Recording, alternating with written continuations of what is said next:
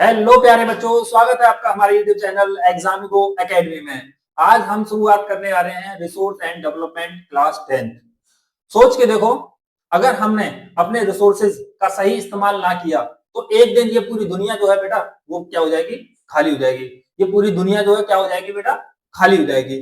हम per day life में जिन resources का इस्तेमाल करते हैं जैसे हवा, पानी, जमीन, क्या हम उनको सही वैल्यू देते हैं? नहीं देते हैं। तो आइए हम स्टार्ट करते हैं।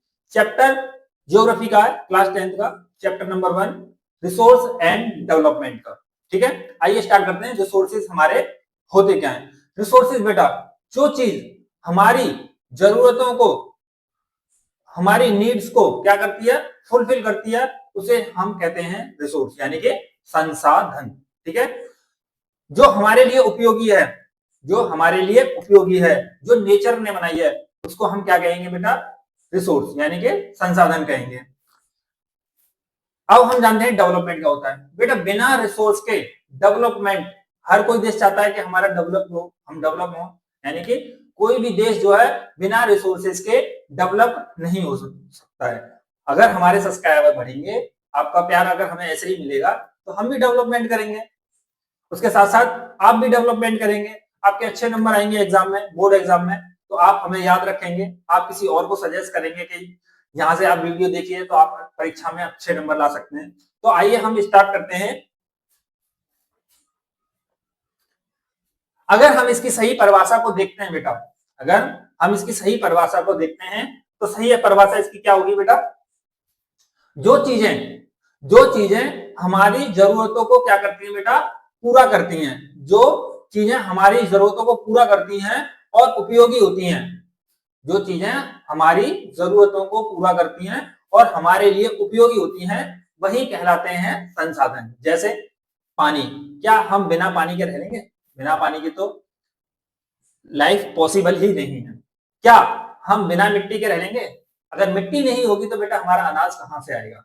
ठीक है, हमारा जंगल, हमारे जहां से लकड़ियां आती हैं, जो आप अच्छी अच्छी लकड़ियां आप देखते होंगे, हमारे खनिज, हमारे मिनरल्स, जैसे हमारे कोयला निकलता है बेटा जमीन से, हमारा पेट्रोलियम निकलता है, हमारी ऊर्जा, हमारी ऊर्जा एनर्जी, ये हमारे सब क्या है बेटा, हमारे लिए ये है बेटा संसाधन। अगर आपको वीडियो पसंद आए तो वीडियो जो है पूरा देखिएगा बेटा, लाइक सब्सक्राइब तो बाद में करिएगा, पहले वीडियो को पूरा देखिए। अगर आपके हिसाब से ये लगे कि हमारे बोर्ड के पर्पस के हिसाब से ये हमारे लिए जो वीडियो जो है वो इंपॉर्टेंट है।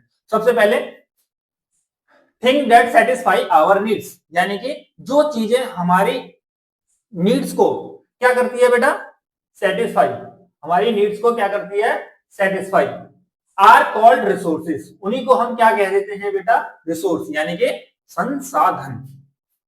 सच एज अ वाटर, यानी कि water, soil, forest, minerals and energy. किसी वस्तु को संसाधन तभी कहा जाता है जब उसमें उपयोगिता होती है, यूटिलिटी होती है। जिन चीजों को, जो चीजें कभी हमारे काम में नहीं आती, जो चीजें कभी हमारे काम में कोई यूज में नहीं है, वो चीजें संसाधन नहीं हो सकती जब तक उसकी क्या ना हो बेटा, अवेलेबिलिटी ना हो, मानव कौशल, उसमें ह्यूमन स्किल, जब तक उसमें ये तीनों चीजें नहीं होंगी जब तक हम उसको क्या नहीं कह सकते बेटा, संसाधन नहीं कह सकते हैं। An object is called the resources only when it has all three, यानी कि एक यूटिलिटी, एक अवेलेबिलिटी एंड ह्यूमन स्किल। जब तक उसके अंदर तीनों चीजें नहीं होंगी तो जब तक हम उसको क्या नहीं कहेंगे बेटा, रिसोर्स नहीं कहेंगे। उदाहरण यानी कि नेचर, ह्यूमन और टेक्नोलॉजी बराबर रिसोर्सेज, इसको ध्यान रखेंगे, N H T equal resources. उदाहरण के तौर पे कोयला लाखों सालों से धरती में था, पर जब इंसान ने तकनीक, अपनी टेक्नोलॉजी से उसको खोजा और उसे निकालने की और जलाने की कोशिश की, तभी तो वो रिसोर्सेज बना। यानी कि अगर आप देखोगे, ये कोयला जो निकाला जाता है बेटा जमीन के अंदर से, जब तक हमारे पास टेक्नोलॉजी नहीं होगी तो बेटा हम उसको कैसे निकाल पाएंगे? जब टेक्नोलॉजी समझ में आएगी हमें, हमें उसको निकाला कैसे जाता है, तो यही तो हमारे रिसोर्सेज कहलाएंगे। जब तक हमारे पास टेक्नोलॉजी नहीं होगी तो हम उसको रिसोर्सेज कैसे कह सकते हैं? जब तक हमारे पास ह्यूमन स्किल ना हो, हमारे पास अवेलेबिलिटी ना हो, हमें पता ही ना हो, हमें पता ही ना हो, तो फिर वो रिसोर्सेज नहीं कहलाएगा। अब हम जानेंगे संसाधन के प्रकार बेटा, यानी कि क्लासिफिकेशन ऑफ रिसोर्सेज। रिसोर्सेज अगर हम उसको क्लासिफिकेशन करते हैं उसका, तो सबसे पहले आता है हमारा नंबर 1 उत्पत्ति के आधार पे। ठीक है, किसके आधार पे? द बेसिस ऑफ ऑरिजिन, उत्पत्ति के आधार पे। उत्पत्ति के आधार पे जो है हमारा रिसोर्सेज जो है वो दो प्रकार का होता है। एक होता है बेटा बायोटिक और एक होता है बेटा अबायोटिक। यानी कि एक होता है हमारा बायोटिक जीवित संसाधन और एक होता है अजीव संसाधन। जीवित आप समझ रहे होंगे, जीवित यानी कि जो जिंदा है, जैसे हमारे प्लांट्स, हमारे जानवर, ह्यूमन यानी कि हम इंसान जो जीवित हैं, उनको हम कौन सा रिसोर्सेज बोलेंगे बेटा? Biotic resources. अबायोटिक रिसोर्सेज क्या होते हैं बेटा? अबायोटिक रिसोर्सेज हमारे वो होते हैं जैसे जल, वायु, मिनरल्स, मेटल्स, जो निर्जीव हैं। ठीक है, जो कैसे हैं बेटा? निर्जीव हैं, उनको हम क्या बोलेंगे? Abiotic resources. जैसे हम इसका उदाहरण देखते हैं बायोटिक का, तो ये किसका उदाहरण है बेटा? बायोटिक, यानी कि हम ह्यूमंस, हमारे पेड़ पौधे, हमारे एनिमल्स, ये हमारे किसका उदाहरण है बेटा? बायोटिक का उदाहरण है। दूसरा अगर हम देखेंगे हमारा एयर हो गया, हमारा वाटर हो गया, ये हमारे किसके उदाहरण है? अबायोटिक के उदाहरण। वैसे बता दो आपको, क्लासिफिकेशन ऑफ रिसोर्सेज जो होते हैं वो 4 टाइप्स के होते हैं। अगर उनका वर्गीकरण करेंगे तो बेटा वो कितने टाइप के होंगे? 4 प्रकार के होंगे। दूसरा है हमारा रिन्यूएबल और नॉन रिन्यूएबल। रिन्यूएबल और नॉन रिन्यूएबल यानी कि नवीकरण और अननवीकरण संसाधन। ठीक है, ये कौन से होते हैं? ये प्राकृतिक प्रक्रियाओं से बार बार हम इनको क्या कर सकते हैं बेटा? बना सकते हैं। यानी कि हम इसको नेचुरल, अगर हम इसका नेचुरल प्रोसेस करेंगे तो हम इनको जो है वो बार बार बना सकते हैं। जैसे सूरज की ऊर्जा, हवा, जल और हमारे जैविक संसाधन, इनको हम क्या कर सकते हैं बेटा? दोबारा से हम इनको बना सकते हैं। दोबारा से हम इसको क्या कर सकते हैं, और लेकिन बनाने के लिए इसमें थोड़ा सा टाइम लगता है, टेक्नोलॉजी चाहिए। ठीक है, they can be form of the repeatedly by natural process, यानी कि हम इसको क्या कर सकते हैं? रिपीट कर सकते हैं। किस तरीके से बेटा? नेचुरल प्रोसेस के साथ। किसके साथ? नेचुरल प्रोसेस के साथ। Such as the solar energy, wind, water, biological resources, ये हमारे किसके हैं? रिन्यूएबल, जिनको हम बार बार बना सकते हैं। ठीक है, जिनको हम बार बार, जैसे आपको दिखा होगा सूरज, एयर, ये थोड़ा आपको नहीं दिखा रहा होगा। दूसरा है हमारा नॉन रिन्यूएबल, जो लाखों वर्षों में बनते हैं। ठीक है, जो कैसे बनते हैं बेटा? लाखों वर्षों में बनते हैं, लाखों करोड़ों मान लो, जो लाखों वर्षों में बनते हैं और जल्दी खत्म हो जाते हैं।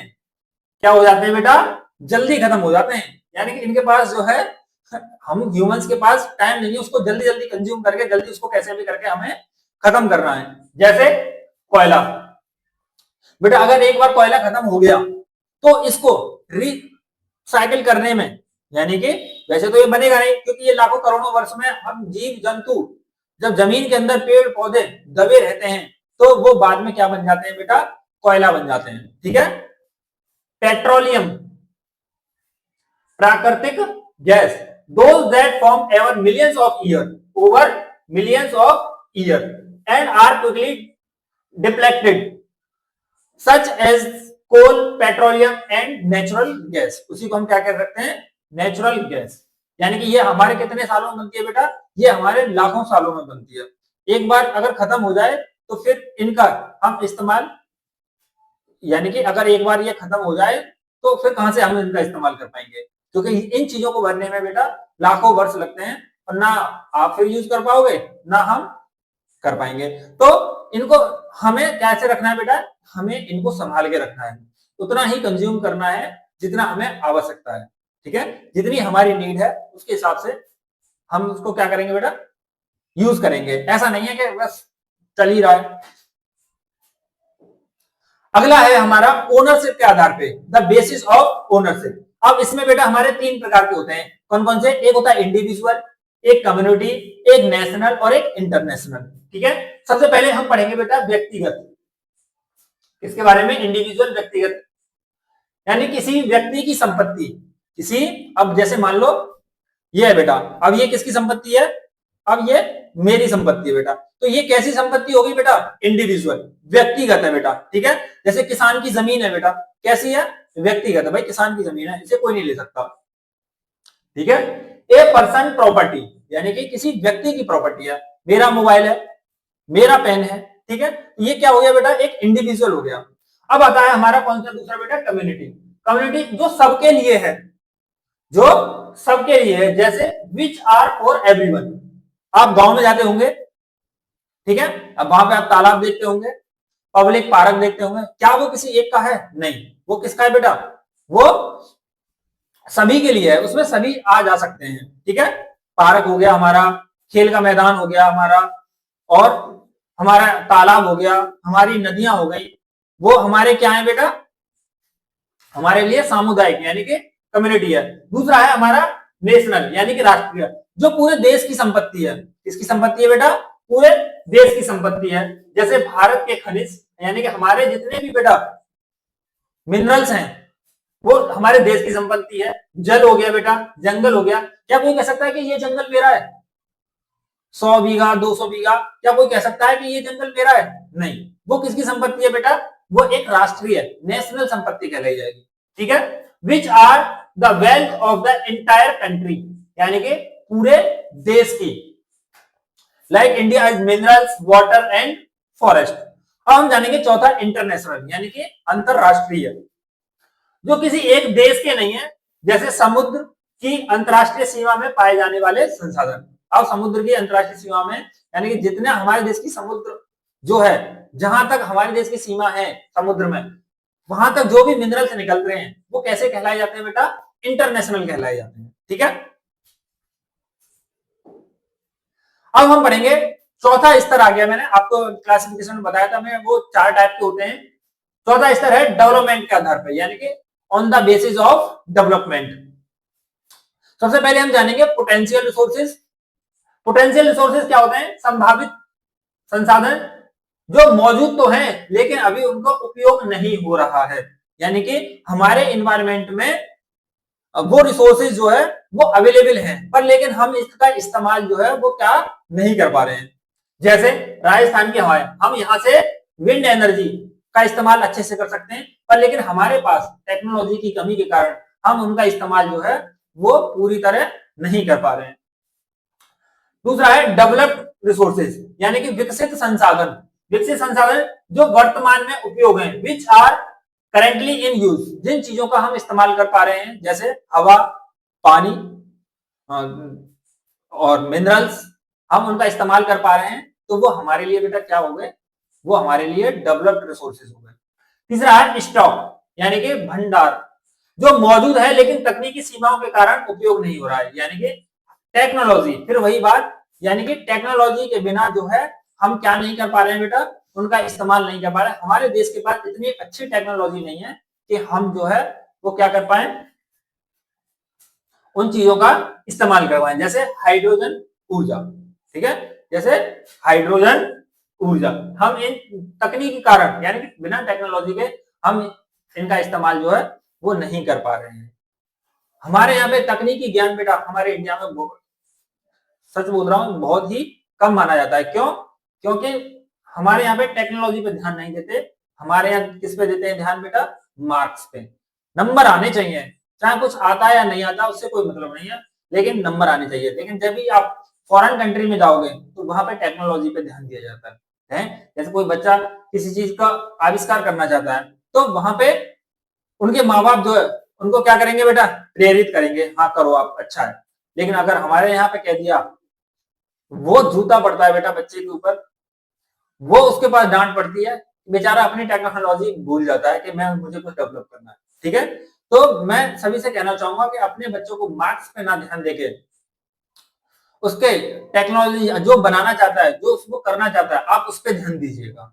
ठीक है, अब आता है हमारा रिजर्व, यानी कि आरक्षित, जिन्हें भविष्य के लिए बचाकर रखा गया है। जिन्हें किसके लिए बचा के रखा गया है बेटा?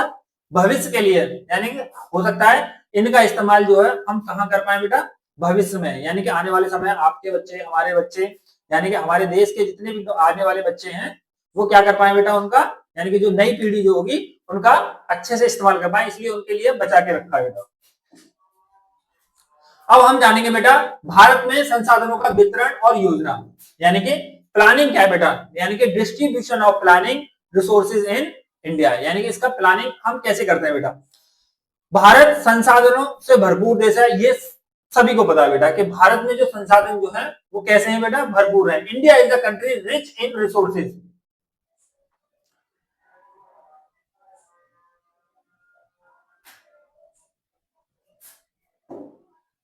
यानी कि India is a country in rich in resources, यानी कि अगर आप रिसोर्सेज संसाधनों के मामले में जाएंगे तो भारत जो है एक धनी देश है बेटा, बिल्कुल धनी देश है, लेकिन इनका वितरण जो है वो इक्वली नहीं है, यानी कि इनका जो डिस्ट्रीब्यूशन जो है वो इक्वल नहीं है बेटा, ठीक है। कहीं पे कुछ है, कहीं पे कुछ है, उत्तर प्रदेश में कुछ है, उत्तराखंड में कुछ और है, मध्य प्रदेश में कुछ और है, तो इनका जो डिस्ट्रीब्यूशन जो है उत्तर प्रदेश में तो वैसे नाम मात्र के लिए ही है, कहीं ज्यादा पानी है तो कहीं सूखा है बेटा। अगर हम बात करते हैं बेटा कहीं पे ज्यादा पानी है और कहीं पे बहुत ज्यादा सूखा है, जैसे हमारा राजस्थान जो है उसमें अच्छा खासा सूखा पड़ता है बेटा, कहीं कोयला है तो कहीं उपजाऊ मिट्टी है, कहीं पे नहीं है।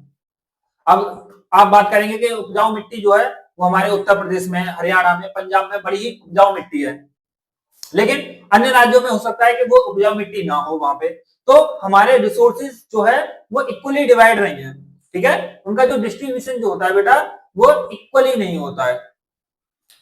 somewhere there is the excess of the water, somewhere there is the drought, यानी कहीं पे सूखा है और कहीं पे क्या है बेटा, कहीं पे पानी नहीं है या कहीं पे ज्यादा पानी है। उदाहरण के लिए झारखंड, छत्तीसगढ़, उड़ीसा में कोयला, लौह अयस्क और खनिज जो है वो प्रचुर मात्रा है। फॉर एग्जांपल झारखंड और छत्तीसगढ़ एंड उड़ीसा में अगर हम कोयला के मामले में देखते हैं तो बेटा ये राज्य जो है वो अग्रणी है, यानी कि इन राज्यों में ये चीजें क्या निकलती है बेटा, ज्यादा कोयला, आयरन एंड मिनरल्स, यानी कि झारखंड में, छत्तीसगढ़ में और हमारे उड़ीसा में हम जो है मिनरल्स के मामले में क्या है बेटा, धनी है, यानी कि इन राज्यों में जो है मिनरल्स जो है वो बहुत ज्यादा मात्रा में निकलते हैं, जबकि राजस्थान में बेटा पानी की कमी है। मैं आपको पहले बता चुका हूं कि राजस्थान में किसकी कमी है बेटा, पानी की कमी है, लेकिन सौर ऊर्जा और संभावना अधिक है। अगर हम हमारे सौर ऊर्जा की बात करते हैं, potential for solar energy, solar energy की संभावना जो है वहां पे बहुत ही ज्यादा है। दूसरा है उत्तर प्रदेश और पंजाब में उपजाऊ मिट्टी है पर खनिज कम है। मैंने आपको पहले बताया था उत्तर प्रदेश हो गया, पंजाब हो गया, हरियाणा हो गया, उसमें कैसी मिट्टी है बेटा, उपजाऊ मिट्टी है। मिट्टी कैसी है बेटा, उपजाऊ मिट्टी है, लेकिन जो खनिज जो है ना वो कम है। Uttar Pradesh and Punjab have the fertile soil, यानी कि उपजाऊ मिट्टी है, लेकिन मिनरल्स क्या है बेटा, कम है, यानी कि मिनरल्स क्या है बेटा, कम है। और हम चाहिए, इसलिए हमें चाहिए रिसोर्स प्लानिंग, यानी कि हमें क्या चाहिए बेटा, इसके लिए रिसोर्स की प्लानिंग चाहिए। सबसे पहले प्लानिंग है, यानी कि संसाधनों का वैज्ञानिक और संतुलित उपयोग, इसकी प्रक्रिया के 3 चरण हैं। अगर हम इसको देखते हैं तो इसको हम कितने पार्टों में बांटते हैं बेटा, 3 पार्टों में बांटते हैं। सबसे पहले हमें क्या करना होगा बेटा, हमें करनी होगी संसाधन की पहचान। क्या करना होगा बेटा, हमें संसाधन की पहचान। जब तक हम पहचानेंगे नहीं कि ये कौन सा संसाधन है, कहां पर है, तो जब तक हम उसको क्या नहीं कर सकते हैं बेटा, किस क्षेत्र में कौन सा संसाधन है, यानी कि अब हम एरिया के हिसाब से नहीं जान पाएंगे। अब हमने क्या किया बेटा, हमने इस चीज को सही तरीके से नहीं समझा और हमने क्या किया, 1 करोड़ रुपया जो है वो जमीन को खोदने में, निकालने में, जो रिसोर्सेज है उसमें खत्म कर दिया 1 करोड़ रुपया, और निकला क्या बेटा, 10 ग्राम की सोने की, 10 ग्राम सोना निकल आया फॉर एग्जाम्पल, ठीक है। तो हमारे 1 करोड़ रुपए में बेटा 90 लाख रुपए तो बर्बाद हो गए। मान लो अगर वो सोना 10 लाख रुपए का निकला और हमारा जो है उसमें खर्च हो गया हमारा 1 करोड़ रुपया, तो ये तो हमारा नुकसान हो गया, गवर्नमेंट का नुकसान हो जाएगा। तो यहाँ पे हमें किसकी, इसकी सही पहचान करनी है बेटा। Water resources are available in which area, what resources, sorry, what resources are available in which area, यानी कि हमारे एरिया में कौन सा रिसोर्सेज है, सबसे पहले हमें उसकी पहचान करनी होगी। तकनीक और कौशल का हमें विकास करना होगा, प्लानिंग एंड टेक्नोलॉजी। जब तक हमारी सही प्लानिंग नहीं होगी, जब तक हमारी सही प्लानिंग नहीं होगी तो हम इन चीजों का सही से संसाधनों का उपयोग जो है वो नहीं कर पाएंगे। अब आता है समान वितरण, इंप्लीमेंट एंड इक्विटी, इक्वलिटी होगा यहाँ पे, ताकि विकास सबको मिले केवल कुछ को नहीं, यानी कि समान उसका जो वितरण होना चाहिए बेटा वो कैसा होना चाहिए, उसका डिस्ट्रीब्यूशन जो होना चाहिए वो इक्वलिटी के आधार पे होना चाहिए। आगे संसाधन संरक्षण, रिसोर्सेस कंजर्वेशन, यानी कि अगर हम अपने संसाधनों का बचाव नहीं करेंगे बेटा तो हमारे संसाधन तो जल्दी खत्म हो जाएंगे, फिर देश तरक्की कैसे करेगा, यानी कि किसी देश का तरक्की या फिर डेवलपमेंट किस पे आधारित है बेटा, रिसोर्सेज पे आधारित है। ठीक है, जब हाँ हो सकता है जापान के पास जो है वो नेचुरल रिसोर्सेज कम है, पर लेकिन उन्होंने अपने रिसोर्सेज का बड़े ही अच्छे से इस्तेमाल किया है, ये सब देख चुके हैं कि वो अपने रिसोर्सेज का कितने अच्छे से इस्तेमाल करते हैं। ठीक है, अगर हम सच में भविष्य सुरक्षित रखना चाहते हैं तो हमें संसाधनों की संरक्षण नीति जो है वो क्या करनी होगी बेटा, अपनानी होगी, यानी कि जब तक हम अपने संरक्षण नीति नहीं अपनाएंगे बेटा, जब तक हम इसको बचाएंगे नहीं तो ये हमारा खत्म हो जाएगा, और इसको बनने में बेटा, रिसाइकल होने में क्या होता है बेटा, लाखों करोड़ों वर्ष लग जाते हैं। If we really want to secure our future, यानी कि अगर हमें अपना फ्यूचर को क्या करना है बेटा, सिक्योर करना है, we will have to adopt a conservation policy, तो हमें एक ऐसी पॉलिसी को क्या करना होगा बेटा, अडॉप्ट करना होगा जिससे रिसोर्सेज को बेटा क्या किया जाए, सिक्योर किया जाए, यानी कि हम अपने भविष्य को क्या करें बेटा, सुरक्षित रख पाने के लिए हमें क्या करना होगा, हमें कोई ऐसी पॉलिसी लेके आनी होगी जो कंजर्वेशन पॉलिसी हो, जो इसका क्या कर सके बेटा, बचाव कर सके। उदाहरण के लिए बताता हूं बेटा, जो हम अपने खेतों में अपने फसल में क्या करते हैं बेटा, ज्यादातर कीटनाशक और यूरिया का इस्तेमाल करते हैं। गांव के बच्चे तो ज्यादातर जानते हैं कि खेतों में क्या इस्तेमाल होता है, यूरिया डीएपी का जो हम इस्तेमाल करते हैं, हम अपनी आने वाली पीढ़ियों के लिए बहुत ही बुरा काम कर रहे हैं बेटा। कैसे, जो हम यूरिया और डीएपी अपने खेतों में लगाते हैं उससे हमारे खेत की जो उर्वरा शक्ति जो है वो कम होती जा रही है। अभी ये पता नहीं चल रहा है, लेकिन जैसे जैसे समय बीतता चलेगा, सालें बीतती चलेंगी, तो वो खेत कैसे होते चलेंगे बेटा, बंजर हो जाएंगे। तो आने वाली पीढ़ी हमको हमारी तारीफ तो नहीं करेगी, लेकिन हमारे बारे में हमें गालियां तो जरूर लिखी जाएगी। क्यों, क्योंकि हमने उनके लिए कोई भी अच्छे रिसोर्सेज को छोड़ा ही नहीं है, यानी कि हम जो सब बर्बाद करके जाएंगे। कैसे, एक खेती में हमने ये चीजें लगा रहे हैं, खेती बर्बाद हो रही है, अभी हमें पता नहीं चल रहा है, तो आने वाले समय में बेटा वो हमसे ज्यादा एक्सपेक्ट नहीं रखेंगे। कुछ आसान कदम उठाने, सब इजी स्टेप, पेड़ लगाओ। बिल्कुल, अगर आप पेड़ लगाते हो बेटा तो अपने रिसोर्सेज को सही कर पाएंगे कहीं तक, और वन की कटाई को रोकें। जितने भी वन जो है बेटा कट रहे हैं आजकल, उनको हमें क्या करना होगा बेटा, रोकना होगा।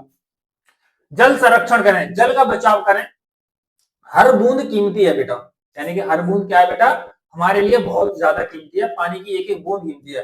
प्लांट ट्रीज, स्टॉप डिफॉरेस्टेशन, यानी कि हमें वनों की कटाई को क्या करना है बेटा, रोकना है। कंजर्व वाटर, यानी कि पानी को क्या करना है बेटा, सुरक्षित करना है। एवरी ड्रॉप इज प्रीसियस, यानी कि हमें क्या करना है, हर बूंद की कीमत को पहचानना है बेटा, यानी कि हम जो है जो जंगल जो काट देते हैं उसको हमें नहीं काटना, हमें उसको बचा के रखना है।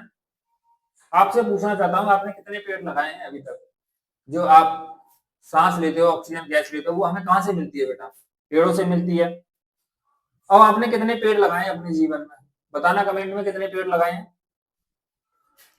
लगता नहीं अभी तक लगाए होंगे, जाके चुपचाप लगा देना। 5 जून को हम पर्यावरण दिवस मनाते हैं, ठीक है, एक पेड़ तो जरूर लगा देना यार। अब आते हैं मिट्टी का क्षरण कैसे रोकें। मिट्टी का जो कटाव है, कटूर प्लाइंग, टेरेस फार्मिंग जैसी तकनीक हमें अपनानी होगी, यानी कि हमें क्या करना होगा बेटा, टेरेस फार्मिंग हमें लेके आनी पड़ेगी।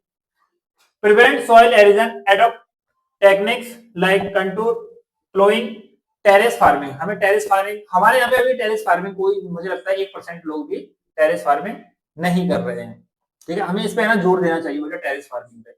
विदेशों में बहुत अच्छी तरीके से कर रहे हैं। दूसरा है नवीकरणीय ऊर्जा स्रोत, जैसे सोलर विंड का प्रयोग बढ़ाएं, यानी कि हमें क्या करना होगा बेटा, सोलर विंड का इस्तेमाल करना होगा। और सबसे जरूरी पर्यावरणीय जागरूकता फैलाएं, लोगों को ये समझाएं कि हमारे लिए पर्यावरण जो है वो कितना आवश्यक है। कुछ लोगों को पता ही नहीं है कि हमारे पर्यावरण होता क्या है। पर्यावरण को समझ लेना, बिना पर्यावरण के जीवन जो है आसान नहीं है जीना। कैसे जी पाओगे जब तक आपको पेड़ पौधे कट जाएंगे, तो कैसे सांस लोगे। अभी लॉकडाउन लगा था ना, ऑक्सीजन की कमी सबको हो गई थी, तो ऐसे ही पेड़ लगा लो एक आध। ये नहीं है कि पेड़ लगा दिया और छोड़ दिया, उसको थोड़ा अच्छी तरीके से पालो, एक बच्चे की तरह। वो भी तुम्हें छाया देगा, ऑक्सीजन देगा। अच्छा मुझे बताओ, पीपल का पेड़ जो है, क्या सच में उसकी हमें पूजा करनी चाहिए, या फिर ऐसे ही अफवाह फैला देते हैं? क्योंकि वो जो है 24 घंटे आपको ऑक्सीजन देता है। पूजा वूजा का तो इतना मुझे नहीं पता है, पर लेकिन वो 24 घंटे हमें क्या देता है बेटा, ऑक्सीजन देता है। इसलिए हम उसकी जो है ज्यादा उसको मानते हैं, इसलिए हम उसकी पूजा करते हैं कि वो जो है 24 घंटे ऑक्सीजन देता है। और कोई पेड़ जो है 24 घंटे ऑक्सीजन नहीं दे पाएगा आपको, ठीक है। तो अगर पीपल का पेड़ दिख जाए ना दूर से, जय हो। अब हम जानेंगे लैंड रिसोर्सेज, भूमि संसाधन। मानव जीवन की क्या है बेटा, नींव। जब तक हमारे पास जमीन नहीं होगी बेटा, तो हम कैसे रहेंगे, कहाँ रहेंगे, हवा में उड़ेंगे क्या, है क्या करेंगे। बिना जीवन, बिना भूमि के जीवन आसान है। तो land is the foundation of human life. हमारे मानव जीवन की बेटा क्या है, वो नींव है। हमारे मानव जीवन का क्या है बेटा, फाउंडेशन यानी कि नींव है। बिना भूमि के हम जो है किस पे रहेंगे। भारत का कुल क्षेत्रफल लगभग 3.28 मिलियन वर्ग किलोमीटर है। यानी कि कितना है बेटा, अगर हम इसको देखते हैं तो 32,87,263 स्क्वायर किलोमीटर, ठीक है। कितना है, अगर आपसे एग्जाम में इतना ना पूछ के ऐसे भी पूछ लिया तो आप बता देना कि 32,87,263 स्क्वायर किलोमीटर। भूमि उपयोग के प्रकार।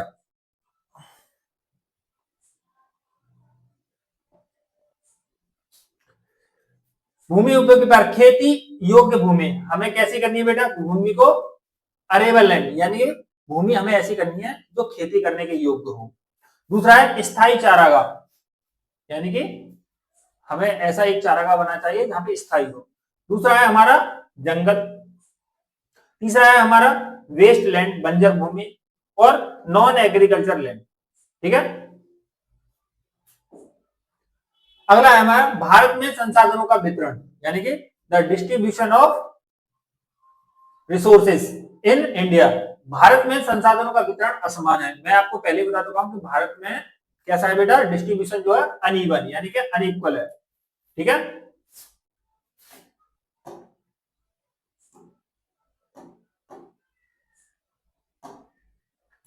कैसा है, uneven. Some state have a lot of resources, कुछ स्टेट्स के पास जो है वो रिसोर्सेज जो है वो बहुत ज्यादा है। जैसे हमारे, मैं बताया था आपको छत्तीसगढ़, इससे नुकसान भी होते हैं बेटा। वैसे छत्तीसगढ़ हो गया हमारा, उड़ीसा हो गया, झारखंड हो गया, ये जो है रिसोर्सेज में बहुत आगे हैं। While some have the very little, लेकिन कुछ के पास थोड़े थोड़े हैं। एग्जांपल, झारखंड, छत्तीसगढ़ और उड़ीसा के पास भर भर के क्या है बेटा, खनिज और धातु है, यानी कि मिनरल्स एंड मेटल्स। दूसरा है राजस्थान। राजस्थान के पास क्या है बेटा, पवन ऊर्जा है, सौर ऊर्जा है, ठीक है। पंजाब हरियाणा के पास क्या है बेटा, उपजाऊ भूमि, क्या है बेटा, उपजाऊ भूमि। और जो हमारे उत्तर पूर्वी राज्य है बेटा, ठीक है, हमारे उत्तर पूर्वी राज्य है उसमें वन संसाधन यानी कि फॉरेस्ट रिसोर्सेज बहुत ज्यादा है। आगे भूमि हिरास और संरक्षण, land digression and conservation. Land digression and conservation, Bharat में भूमि हिरास एक गंभीर समस्या है। यानी कि लैंड डिग्रेशन जो है बेटा, यानी कि भूमि का कटाव जो है वो हमारे देश में क्या है, एक गंभीर समस्या है। मेन रीजन क्या है बेटा, सबसे पहले हम क्या करते हैं बेटा, वनों की कटाई। क्या करते हैं हम, वनों की कटाई। हमें वनों की कटाई नहीं करनी चाहिए। अत्यधिक चराई, ओवर ग्राजिंग, यानी कि जो पशु जो है जो चराई करते हैं बेटा, उस पे क्या होता है, जो घास जो होती है उसकी, उससे क्या होता है बेटा, वो घास हट जाती है उनके खुरों से, और घास हटने के बाद जो हवा चलती है तो वो हवा जो है उसकी उर्वरा शक्ति को क्या कहती है बेटा, उड़ाकर ले जाती है। अगला है खनन यानी कि माइनिंग, हमें इसको भी रोकना होगा बेटा, आजकल तो वैसे मिट्टी हर जगह से उठा रहा है। औद्योगिक अपशिष्ट यानी कि इंडस्ट्रियल वेस्ट, यानी कि जो इंडस्ट्रियल जो फैक्ट्री वगैरह होती है बेटा, उनसे जो केमिकल निकलता है, वेस्ट केमिकल, हमें उस पर भी रोक लगानी चाहिए। ठीक है, क्योंकि यहाँ का जो पानी जो होता है बेटा, इस फैक्ट्री से निकलने वाला जो पानी है बेटा, या फिर जो केमिकल जो है, वो इतना खतरनाक होता है बेटा कि यहाँ से जो रहने वाले लोग हैं बेटा, यहाँ पे यहाँ अच्छे से बेचारे रह भी नहीं सकते हैं, अच्छे से रह नहीं सकते हैं, अच्छे से सांस नहीं ले सकते हैं। यहाँ का पानी जो होता है ना बेटा, वो दूषित हो जाता है और बहुत ज्यादा स्मेल आती है, और जिससे जो है गंभीर समस्याएं बनी रहती हैं और बीमारी भी बहुत ज्यादा हो जाती है। इसलिए सबसे खतरनाक तो यही मेरे को लगता है कि इंडस्ट्रियल वेस्टेज। अब हमें अब इसके बताने हैं बेटा हमें क्या उपाय, उपाय क्या क्या है। सबसे पहले हमें ट्री प्लांटिंग करनी होगी, यानी कि पेड़ लगाने होंगे, वृक्षारोपण करना होगा। दूसरा है चराई पर नियंत्रण करना होगा, जितने भी आवारा ये पशु चरते हैं इनको रोकना होगा। मिट्टी संरक्षण तकनीक, ग्रासिंग कंट्रोल लगाना होगा बेटा। दूसरा है औद्योगिक अपशिष्ट का पुनर्चक्रण, यानी कि उस केमिकल का इस्तेमाल वो बार बार कर पाए, तो हो सकता है वो निकलने वाला जो केमिकल जो है उन फैक्ट्री वगैरह के बारे में, फैक्ट्री के लिए दोबारा से काम आ जाए। तो हमें ऐसी एक तकनीक लेके आनी पड़ेगी जिससे उसको रिसाइकिल कर पाए वो लोग। ये हमारा लास्ट है, सॉइल के प्रकार, the types of soil. Bharat में कितने प्रकार की मिट्टी जो है वो पाई जाती है। भारत में मुख्यतः जो है वो 6 प्रकार की मिट्टी पाई जाती है। कौन कौन सी? सबसे पहले आती है हमारी एलोवियल सॉइल, यानी कि जलोढ़ मिट्टी, जो कहाँ मिलती है बेटा, गंगा ब्रह्मपुत्र घाटियों में पाई जाती है। अब आता है ब्लैक सॉइल, कपास के लिए बेटा ये उपयुक्त है। ये कहाँ मिलती है आपको? महाराष्ट्र में, एमपी में। लाल मिट्टी मिलती है बेटा आपको दक्षिण भारत। और लेटेराइट मिट्टी कहां मिलती है बेटा? अधिक वर्षा वाले क्षेत्र या फिर मरुस्थलीय क्षेत्र में। एरिड सॉइल राजस्थान की पर्वतीय मिट्टी है बेटा ये। माउंटेन सॉइल हमारे हिमालय क्षेत्र की ये मिट्टी है। उम्मीद करता हूं आपको आज की क्लास जो है वो पसंद आई होगी। अगर पसंद आ गई हो तो लाइक भी कर देना, शेयर भी कर देना और सब्सक्राइब भी कर देना। तो आज की क्लास में आपको कौन सा टॉपिक ज्यादा पसंद आया आप मुझे बताओ, और आप जो है एग्जाम के पर्पज से इस टॉपिक को या फिर इस चैप्टर को क्या कर सकते हैं, आप नोट कर सकते हैं। आप मुझे कमेंट करके बताइए कि अगला जो हमारा चैप्टर होगा वो कौन से टॉपिक पे होना चाहिए। उम्मीद करता हूं आपको ये क्लास पसंद आई होगी। लाइक करें, शेयर करें और सब्सक्राइब करें। जय हिंद।